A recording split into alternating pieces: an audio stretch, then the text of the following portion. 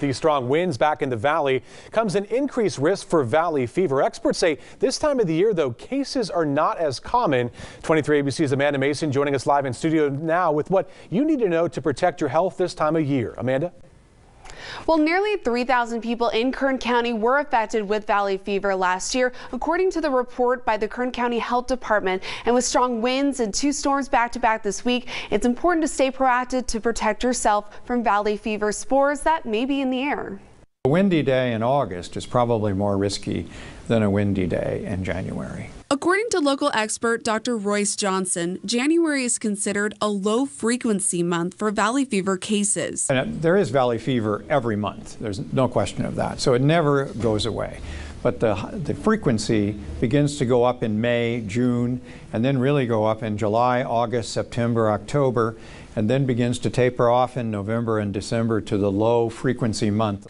Dr. Johnson says the spores prefer drier summer conditions, and usually the ground is wetter in the winter months. But he says even in the low frequency months, it's important to take precautions, especially with strong winds, which is when fungus that lives in the dirt becomes airborne and can make you sick. Recommend people go about their daily work and business as they need to do, but instead of going for that 2-mile run at Riverwalk, maybe go to the gym and do it on the treadmill. Other ways to lower your risks are have a face mask available if you are in a dusty storm or area. Avoid breathing in dirt or dust in areas where valley fever is common, which is in the Valley West region, according to the Kern County Public Health Department.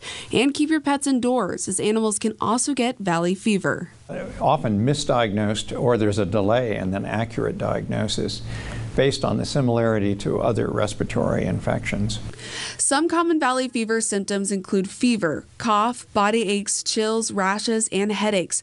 But the main difference in the flu and valley fever is the duration. Weeks to months, as opposed to days to weeks for most of these other infections. With recovery rates ranging from 6 months to 1 year, according to the Institute, it's important to get treatment right away. If you think you might have valley fever, again, respiratory symptoms, particularly if they're protracted or severe, you should get a medical evaluation, a chest x-ray, and a valley fever laboratory test.